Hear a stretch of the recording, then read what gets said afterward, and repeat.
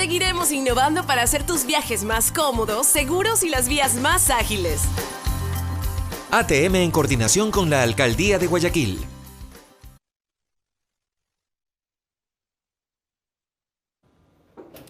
Bienvenidos todos, muy buenos días, ¿cómo están? Yo soy Anderson Boscán, esto es El Café La Posta, un espacio para revisar la coyuntura política y la actualidad nacional. Hoy es miércoles 11 de septiembre del año del Señor 2019. Agradecimiento especial a quienes se conectan a la señal de La Posta a esta hora temprano por la mañana.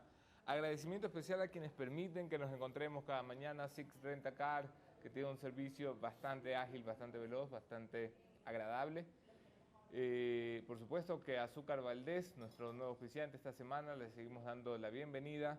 Seguro Sucre, que es lo mejor que puede pasar, la ATM de Guayaquil y por supuesto nuestra casa en Quito, Ilbarista en la República de Amazonas. Cumplida la cuota comercial, hacemos una breve revisión de qué ha pasado en las últimas horas en este país de locos. Esto es En Caliente.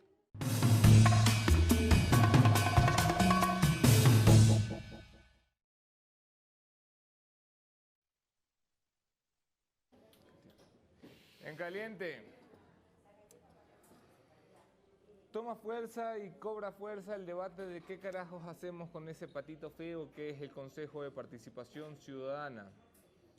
Esa cosa rara que nadie sabe para qué sirve, pero que sabemos qué es lo que estorba, y estorba el normal desempeño democrático de una nación.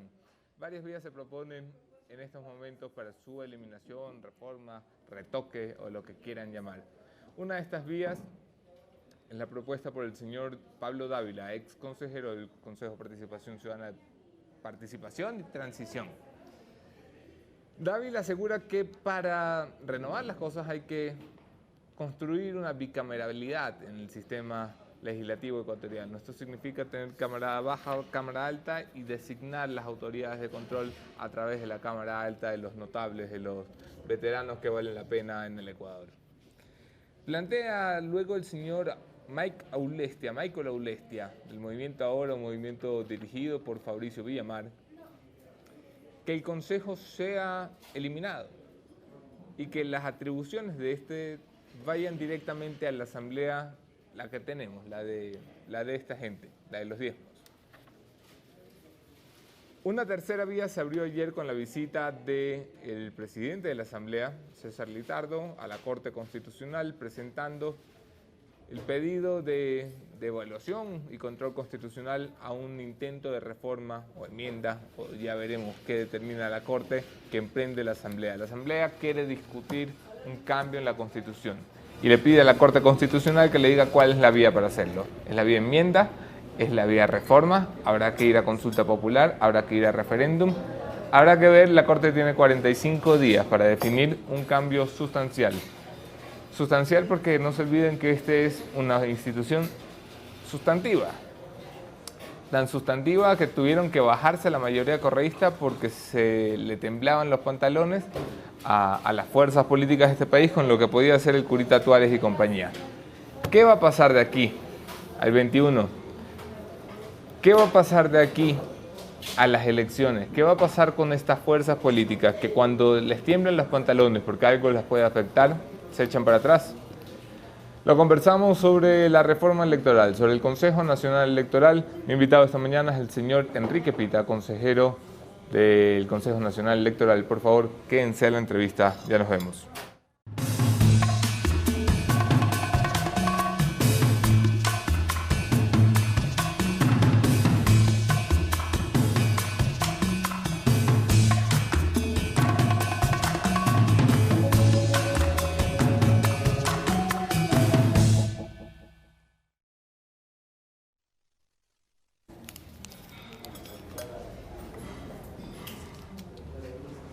Que a mí me contaba uno de Azúcar Valdés que cada fundita de azúcar representa 180.000 empleos. Yo le digo, pues le echo 2 para que se duplique el empleo. Bueno, sí. Yo soy Anderson Boscán, esto es El Café La Posta, un espacio para revisar la coyuntura política. Nos pueden seguir la conversación en las redes, Anderson Boscán en todas las redes. Gracias por conectarse, gracias sobre todo por compartir. Los quiero más que si no comparten. Bienvenido, Enrique Pita. ¿Cómo te va? Saludos, bien, gracias. Un honor. ¿Qué va la pelea que tú siempre andas peleando? Se podría entender que sí. Lo que trato de hacer es cumplir con mi trabajo, con mi obligación, con lo que yo me comprometí cuando juré ante la Asamblea Nacional respetar la Constitución y el Código de la Democracia. No es fácil desarrollar una actividad como la que desarrollamos en el Consejo Nacional Electoral cuando uno encuentra un entorno que no todos estamos remando en el mismo sentido, o con la misma actitud o con la misma predisposición. Vamos a hablar de eso. Quiero empezar por la gran promesa que le hizo el Consejo Nacional Electoral y las fuerzas políticas a este país después de la última elección. Nos dijeron hay que ir a una reforma electoral. Nos dijeron que era importante que el sistema se volviera más justo, menos perverso. Esto lo sabemos desde hace 12 años, el sistema sigue allí. Tienen hasta noviembre para cambiarlo. ¿Van a alcanzar? Bueno, hablemos de dos escenarios. El uno es lo que nos corresponde a nosotros hacer dentro del Consejo Nacional Electoral y otro es lo que le va a corresponder a la Asamblea Nacional hacerlo.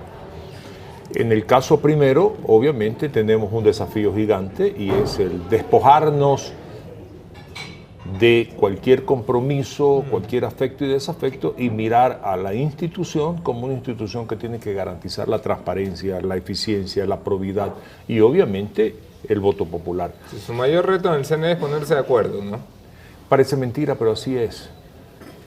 En un cuerpo colegiado como este, donde todos deberíamos estar remando hacia el mismo lado, no debe haber mayorías y minorías. En una sociedad cualquiera de socios que van a invertir, podríamos discrepar sobre 3 socios que dicen vamos a invertir en edificios, otros 2 que dicen vamos a invertir en urbanizaciones, por ejemplo. Pero eso es porque hay actividades económicas de por medio. Pero en un tema como el que nosotros desarrollamos, una actividad como la que nosotros enfrentamos, es respetar la ley. Y la ley es clara, en el derecho público solamente se puede hacer lo que está en la ley. Por lo tanto, ¿por qué mayorías y minorías? Por controles, por protagonismos, por prepotencias, preponderancias. ¿Qué responsabilidad asume por esa mayoría-minoría? ¿Qué responsabilidad asume quién? Usted. Bueno, yo soy minoría, y me identifico como minoría, porque en la gran distribución de responsabilidades institucionales no tengo nada, mientras hay otros que acaparan significativamente todas las responsabilidades. Y hablo también por el consejero Verde Soto. Soy minoría por cuanto mi capacidad de decisión respecto a las situaciones internas y a los hechos que se dan internamente a designación de personales, a opinar sobre las diferentes acciones o gestiones internas de la institución, no tengo vela en ese entierro. ¿Y qué es usted, vicepresidente Florero? Yo creo que sí, es una buena definición. Lamentablemente no me avergüenza decirlo porque asumir responsabilidades. Y la otra cosa sería simplemente decir, ya no quiero estar ahí porque no soy útil para la institución. No, sí soy útil para la institución. Porque aquellos que no están haciendo de la institución lo que corresponde, no están haciendo una gestión, no están actuando en la forma que la ciudadanía espera y las organizaciones políticas deberían, y ojo que estoy hablando en hipotético, deberían de esperar porque tampoco se pronuncian al respecto. Ellos son los que tienen que asumir su responsabilidad. Yo hago lo que me corresponde hacer. Así que Florero puede interpretarse como tal por no tener en algún momento dado responsabilidades. Pero créanmelo, la batalla se las doy, duro y sostenido. De todas formas, he visto su trabajo, he visto el trabajo del consejero Luis Verde Soto, he visto también el trabajo del consejero Cabrera. Me parecen trabajos honestos, cada quien desde su modo de concebir la política y las elecciones. De todas formas, a la final el cuerpo colegiado se juzga como cuerpo colegiado. Y lo que le está pasando al CNE es lo que le pasó al Consejo de la Judicatura de Transición, que se bloquearon entre sí en una mayoría, minoría inamovible y terminaron por dinamitarse desde dentro. ¿No corren ustedes el peligro de que este CNE se venga abajo por culpa de ustedes 5 que no son capaces de sentarse en una mesa y decir cómo resolvemos las cosas? A mí que me juzguen por mis acciones. ¿Usted ha buscado el diálogo? Pero claro que sí, definitivamente sí. En más de una oportunidad he hablado con la señora presidenta, porque tenemos que entender cómo se estructura la institución. Gira alrededor del presidente. Gira alrededor hay un presidencialismo, tal cual, de tal manera que es ella la que reparte el naipe, asigna responsabilidades, determina la línea de acción institucional. ¿Y la señora Tamaín en esas reuniones qué le ha dicho? ¿No me voy a poner de acuerdo con usted o qué? No, acepta, escucha, en más de una ocasión posiblemente guarda silencio, piensa que sí podemos conversar, ofrece hacerlo, pero al final del día no se produce una acción positiva, decidida, ya formal respecto a, ok, evaluémonos, a ver quién tiene la razón, dónde estamos equivocados, porque esa es otra cosa. En una institución como esta hay aciertos y desaciertos, porque al final del día muchos podrían creer que yo también tengo algún interés político, estoy equivocado, estoy presionando por expuestos, alguna cosa. Como Sí. Pero en todo caso, somos 5 voluntades, sentémonos. Nunca se ha dado tal situación. Y es lo que yo también critico, porque el hecho de que hubo un proceso electoral, el no habernos sentado a hacer una evaluación donde estuvieron nuestros aciertos y nuestros errores, quién se equivocó o quién estuvo bien en la gestión, es parte de el esconder debajo de la alfombra lo malo de la institución y presentar solamente pues la parte positiva. Tal cual. Tiene un año ya en funciones, ¿no? Más de un año. Así es, así es. Y en un año no se han podido sentar los 5. Difícil, ¿verdad? Pero así es. No nos hemos podido. A ver, nos presentamos los 5 en Sí, cada, sí, se en cada sientan para las en- sesiones para las y- sesiones y y vamos tal, y a ver aún que no están de así, acuerdo. y aún así tenemos conflictos muchas veces en cómo votamos o cómo expresamos nuestras posiciones. Pero ya al interior, personas adultas, profesionales, que no tengamos la capacidad de diálogo Sí. para cruzar opinión, es raro, ¿verdad? ¿Eso tiene solución, Enrique? Las personas determinamos. Esto no está esculpido en piedra, por supuesto, y debe tener solución. No podemos nosotros enfrentarnos al 2021 con un escenario como el que se está manejando actualmente. Y aquí también yo creo que la presión no debería ser solamente de los medios. Las organizaciones políticas deben estar reclamándonos a nosotros una mejor gestión, o que nuestra gestión se ajuste más a las expectativas de transparencia, de eficiencia. Ha habido reclamos. Les cito, por ejemplo, un comunicado del Partido Social Cristiano a través de las cuentas oficiales del partido Las 6, que prácticamente le amenazaba a usted con una demanda penal y le decía, salga usted y pruebe que hubo un fraude en el Guayas. ¿No está usted sangrando por la herida por ser un representante de Creo? Es más o menos lo que decía el comunicado. ¿Cómo Lo vi. responde usted? Lo vi y no le presté atención. Primero, con faltas de ortografía, sin una firma de responsabilidad. Y porque además de eso, responder a las barbaridades que se afirman ahí era caer en el mismo fango en el cual se están moviendo quienes promovieron tal comunicado. El hecho es simple. El ingeniero Pita y el doctor Verde Soto, cuando hicieron públicos hallazgos respecto a irregularidades que se daban en la provincia del Guayas. ¿Y por qué en la provincia del Guayas? Porque tuvimos acceso a la información de esa provincia. Aun cuando también en la provincia del Pichincha hicimos algún descubrimiento de carácter similar. Pero en ningún caso yo he acusado de que hay una candidatura que se benefició. Son hechos que en el sistema informático se dan, que se permiten con un sistema informático poroso, permeable, manipulable. Pero si sale usted a decir, aquí hubo manipulación de la voluntad ciudadana, aquí hubo manipulación de votos, ¿por qué no se atreve a decirlo completo? Aquí hubo manipulación de votos y el beneficiado fue Zulema. Porque no hemos logrado establecer tal situación, a diferencia de lo que ellos intentan llevarme a mí. Por ejemplo, a descalificar la elección de la alcaldesa de Guayaquil. Yo no la puedo descalificar en absoluto porque su caudal electoral es tan significativamente alto, así como el del prefecto, que no cabe duda alguna de que era imposible que irregularidades como las denunciadas pudieran afectar esa elección. Donde yo sí creo que O sea, se produjeron... usted no está diciendo de ninguna manera que Cintia Viteri y Carlos Luis Morales llegaron por fraude. Ah, por supuesto. Lo que yo sí creo que este tipo de irregularidades afecta en algún momento dado a la transparencia en elecciones de cantones pequeños, donde 200 votos, 300 votos pueden ser la diferencia entre diferencia. ganar o perder, concejales, juntas parroquiales. Pero esto que yo digo, mi amigo, que puede ser una barbaridad, que puede ser un capricho, que es parte de lo que mucha gente piensa que es una carga política personal que yo pudiese tener o un antagonismo político contra otra organización política, demuestrémoslas con hechos, pues. Vámonos al sitio y evidenciémoslos. de tal manera, y evidenciémoslos cómo, investiguémoslos. Bueno, allá los que pueden investigarlo, pero los que estamos fuera de la política, los que estamos fuera del Consejo Nacional Electoral, los que somos comunes mortales, y lo único que sabemos es que Creo y el socialcristianismo no son buenos amigos, sino que son agua y aceite, evidentemente pensamos que detrás de las reacciones del consejero Cabrera hay una motivación política, y que detrás de las reacciones suyas puede haber una motivación política. Es justo pensar eso, creo yo. Es justo, está bien y lo admito, pero yo no tengo ningún problema en decir públicamente que yo no me obedezco a una organización política. Y los hechos lo demuestran. Primero, con la gran ventaja que no he tenido capacidad de decisión en absoluto de algo que beneficia, creo, electoralmente hablando. Yo sí puedo decir que hay decisiones que en algún momento dado beneficiaron a otra organización política. En mi caso personal no he tenido esa. ¿A cuál beneficiaron? Por ejemplo, el caso de por qué fueron multados los 3 consejeros por tomar una decisión que en el final del día perjudicó los tiempos de proclamación de resultados de los ríos, fue advertida por el consejero Verde Soto y por mí en esa sesión de que estaban actuando al margen de la ley.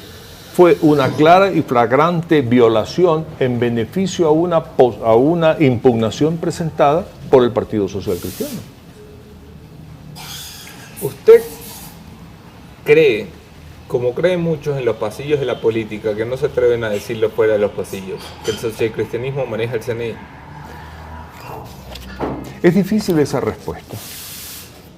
Yo creo que deberíamos de preguntar a quienes hacemos el Consejo Nacional Electoral. Yo respondo por mí.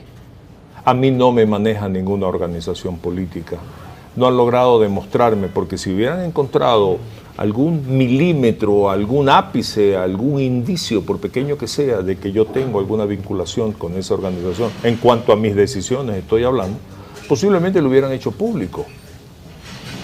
Es más, hay declaraciones públicas de los líderes del Partido Social Cristiano que dicen que sí, que el consejero Cabrera pertenece a su organización política. Sí. No hay una sola declaración pública de la organización, creo, que diga que yo pertenezco a Creo, porque no hay tal. Yo nunca, es más, perdóname, yo he estado más cerca de la organización social cristiana o de los líderes social cristianos en mi gestión profesional, gremial.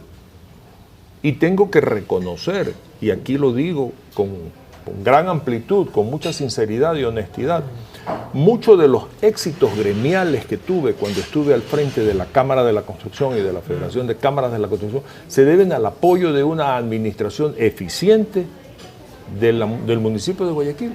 Por lo tanto, me ha unido una simpatía personal, admiración personal a la gestión de individuos. Políticamente podemos hoy tener diferencias, pero yo insisto, y aquí tenemos que diferenciar honestidad e integridad. ¿Cuál es la diferencia? Honestidad es decir, integridad es hacer. Porque delante de las cámaras y ante la opinión pública yo digo que soy el hombre más honesto, más transparente, más eficiente, que a mí nadie me manda ni me ordena, que yo hago todas las cosas por el bien. Pero que me midan en cuanto a mi integridad, que es mi capacidad de hacer de acuerdo a esos principios. Decir y hacer, vamos a eso. Las organizaciones de este país llevan años diciendo que necesitamos un método más justo de asignación de escaños para la representación popular de los ecuatorianos del Parlamento de la República. Llevan años diciendo que necesitamos controlar los fondos electorales, de dónde vienen y a dónde van. ¿Eso se va a hacer? Yo dudo. Y ahí tendremos que entrar necesariamente en la conversación respecto a reformas al Código de la Democracia. Primero. Vamos a eso. Para comenzar, déjeme poner esto en contexto. Hay varias propuestas para reformar el Código de la Democracia, pero todas ellas deben pasar antes de noviembre, que es la fecha límite en la que entraríamos al candado constitucional del año previo a elecciones. Me corrijo si me equivoco. A estas alturas, quienes conocemos el procedimiento parlamentario, cortitos de tiempo estamos. Para que haya primer debate, segundo debate, ajustaditos. En una asamblea tan incompetente como esta, más ajustaditos todavía. ¿Cómo cree usted que vamos a hacer los cambios? Con mucha dificultad. Yo tengo muy poca confianza en que logremos cosas significativas e importantes. El tiempo es gravísimo en cuanto a su cortedad. Tenemos solamente hasta mediados de noviembre, hasta fines de noviembre. Estamos en septiembre, mediados de septiembre son 2 meses y medio. Si la Asamblea Nacional está empantanada en temas importantísimos como el Código de la Justicia o como temas de la salud y tal, que lleva 2 años en discusión. Así es. No van a desarrollar en 2 meses y medio temas importantísimos. Y aquí yo vengo diciendo, lo perfecto es enemigo de lo bueno. No vamos a tener la oportunidad de corregir una ley porosa, permeable, que fue hecha precisamente para mí, con esos vicios y defectos, para permitir la discrecionalidad en su aplicación. Porque ese era el interés de la agrupación política o del sector político que mandaba en la Asamblea y que venía obviamente con una directriz clara de cómo hacer las cosas. Hoy los intereses políticos están ahí también. Entonces, ¿cómo nos vamos a poner de acuerdo? ¿Cómo se van a poner los asambleístas de acuerdo? Por ejemplo, en aplicar Hunt o aplicar Webster, o cuál es mejor. Todos podemos estar de acuerdo en que Hunt es concentrador, perversamente concentrador, injustamente. Sobre todo el modificado que tenemos acá, ¿no? Así es. Entonces, lo que correspondería sería vámonos por Webster, que es un poco más justo en la distribución. Pero ahí vienen los intereses políticos. A mí me conviene Hunt porque yo tengo mayor presencia electoral en ciertas jurisdicciones, por lo tanto me conviene. Sí, control de gasto electoral. La calculadora para ver si apoya o no apoya la reforma. Control de gasto electoral. Todos caen en el mismo problema respecto al control de gasto electoral. Control de campaña anticipada. Todos están en campaña anticipada. Mal van a querer en este momento que esperemos hasta después de 2 años que haya una elección de presidente, capaz que ahí hablemos del tema. Pero hoy, aquí y ahora, mucho me temo que las iniciativas que existen puedan terminar en lo que yo he afirmado muchas veces, en que en vez de tener un caballo hermoso, vamos a tener un camello horroroso. Porque cada cual le va a poner el uno una pezuña, otro le va a poner unos párpados gigantes, el otro le va a poner alguna cosa. Nosotros no podemos más allá de proponer alternativas y lo hemos hecho. Pero si están en lo correcto, si creen que la ciudadanía los va a apoyar por encima de los partidos, ¿por qué no presiona al Parlamento para que alguna vez en la vida trabaje de forma decente? Yo creo que se ha hecho el mejor trabajo posible respecto a poder elaborar un proyecto, presentarlo, hacer gestiones con los diferentes asambleístas. Al final del día, yo lo único que puedo decir es que desconfío muchísimo en que vamos a tener una buena ley, vamos a tener reformas importantes, vamos a tener reformas cosméticas. He conversado con algunas fuerzas políticas al respecto y no creo que haya mayores consensos para cambiar nada de fondo, sino reforma estética y cosmética. Es una pena, y es una pena que tampoco tengan ustedes la solvencia como Consejo Nacional Electoral para impulsar una de estas reformas, porque muchas veces el Parlamento no ha querido hacer algo y a punta de empujones se lo ha llevado a hacerlo. Esa es la tarea que esperaríamos de un CNE que estuviera de acuerdo en hacer las cosas. Si no se ponen de acuerdo para abrir la puerta, que se va a poner de acuerdo para empujar al Parlamento a que se ponga a hacer lo que tiene que hacer. ¿No es frustrante que un Consejo Nacional Electoral no pueda controlar de dónde viene la plata para los partidos, como lo ha demostrado el escándalo de Arroz Verde, que hoy está en un proceso en Fiscalía? A la final, el principal goleado allí es el sistema de control electoral.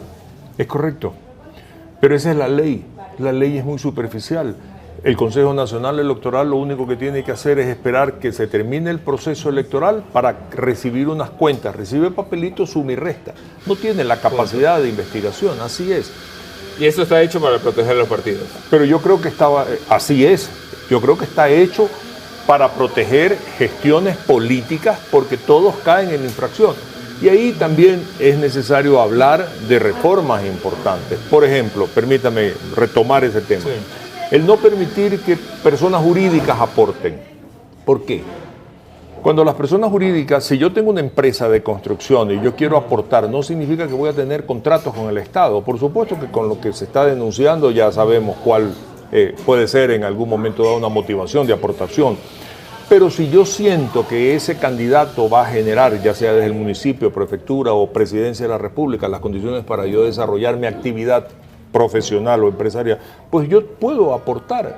El gran peligro es que aquí nos asegura que no estás aportando, sino que estás invirtiendo, que yo le meto plata a este candidato. Lamentablemente así es, pero yo podría decir que cuando yo aporte, estoy también asegurando que no voy a hacer negocios con el Estado. Pero ¿cómo controlarlo? En línea. No podemos esperar que termine el proceso para que me traigan los papelitos. De alguna manera, en Estados Unidos, cualquier ciudadano que aporta $1, 24 horas para 24 reportarlo. horas está el dólar ahí. Y el gasto, 24 horas está ahí. Tal cual. Para lo cual debería de haber también, el caso del Consejo Nacional Electoral, fedatarios que puedan medir en un momento dado lo que está pasando con el gasto electoral, porque también hay una desvergüenza total. Y en ese sentido, Rentas debería de actuar, por supuesto, para efecto de mirar claramente el tema de donaciones, etcétera. Hay mucho para conversar sobre esto, pero no hay la decisión, es lo que yo pienso. Sí, ya dejó de sonar bonito. A mí me gustaba mucho conversar de estos temas hasta que me di cuenta que estaba conversando solito contra la pared. Yo creo que somos muchos los que nos sentimos así, pero no bajemos los brazos, porque la confianza de que pueda ser que en algún momento dado el ruido resuene en la conciencia de quienes tienen que tomar la decisión, puede hacer que llegue. 2021, ¿están en capacidad de llevar las elecciones generales? Ustedes, nuevamente esto es un cuerpo colegiado, que no fueron capaces de entregar resultados de Los Ríos, sino casi 2 meses después. ¿Se imaginan lo que pasaría en un país como este, con la experiencia que tuvimos en 2017 de la gente en las calles a punto de quemar el CNE? Que ustedes nos digan, espérense 2 meses para que les demos el resultado de Los Ríos. Yo he sido funcionario electoral muchos años. Fui funcionario cuando había el formato aquel de representación de organizaciones políticas, representaba a la izquierda democrática. Posteriormente, cuando hubieron los 3 años de transición entre ese formato y el supuestamente despartidizado, yo estuve al frente de la provincia del Guayas, que representa casi el 25%. Se puede hacer. Cuando las cosas se hacen bien, se hacen de una forma transparente. Claro que se puede hacer. Y los resultados se han proclamado más rápido todavía, antes que ahora, cuando supuestamente también tenemos sistemas tecnológicos mucho más avanzados. ¿Qué pasa? Son las personas, los seres humanos lo que operan. Y lamentablemente sus decisiones son las que pueden en algún momento dado empantanar, entrabar dice usted. el sistema, las personas. Yo no culpo a la presidenta, yo culpo en términos generales a decisiones que no se toman correctamente o a que no se nombran a las personas que pueden liderar la gestión en una forma transparente y eficiente. Enrique Pita, llegamos al final de la conversación. Es una conversación que da para muchos temas. Lastimosamente, como te digo, me preocupa más las discusiones que no tienen dentro del CNE que las discusiones que tenemos por fuera del CNE. Me encantaría ver en algún momento de aquí al 2021 que salgan con una postura en común y que nos digan que va a ser posible que tengamos unas elecciones tranquilas, que me sigue pareciendo inconcebible que este país, que está al lado de 2 monstruos que entregan resultados a las 7 de la noche, tenga que esperar todavía 60 días para tener el resultado de una provincia importante como la de Los Ríos. Cuando tengamos la voluntad para reconocer nuestros aciertos y desaciertos, más los desaciertos, porque los aciertos obviamente hacemos florero con ellos, pero cuando tengamos la capacidad para reconocer nuestros desaciertos y que estamos obligados a actuar en una forma honesta y transparente, que nuestra integridad nos lleve a garantizarle a la ciudadanía y que no haya subordinación en absoluta de estructurar un CNE que esté amarrado, llamemos así, dentro de ciertos posicionamientos, y yo sí afirmo, políticos internos. Ahí sí yo creo que podamos sentarnos a conversar. Pero cuando seamos honestos en la conversación, no seamos superficiales, porque la superficialidad es lo que nos está matando. Nos volveremos a sentar de aquí el 2021. Gracias, Enrique Pita, por estar aquí. Gracias a ustedes por acompañarnos. Terminamos con mi conclusión de esta mañana. Esto es El Punto Final.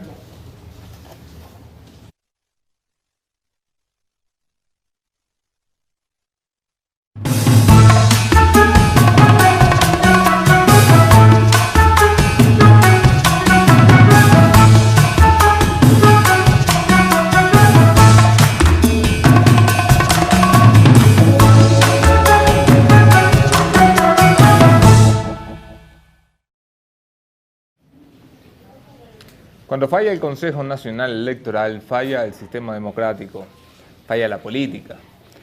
Y quienes primero están llamados a defender el sistema democrático y la política, no sé si es mucho pedir, son los políticos. Son esos que se ganan la plata haciendo política. Son esos que dicen que están allí para servirnos. Son ellos los que están llamados a intentar, a todas luces fracasados los intentos internos del CNE por hacer una gestión ecuánime, acortada y de acuerdo a la ley. Son los políticos los que deben empujar a que esto suceda. ¿Dónde está la voz de Guillermo Lasso? ¿Dónde está la voz de Jaime Nebot? ¿Dónde está la voz del Pachacutic, de la CONAIE, de la izquierda? Porque aquí los únicos que reclaman son los del correísmo, que parecen locos reclamando todo porque ya no tienen otra cosa que hacer.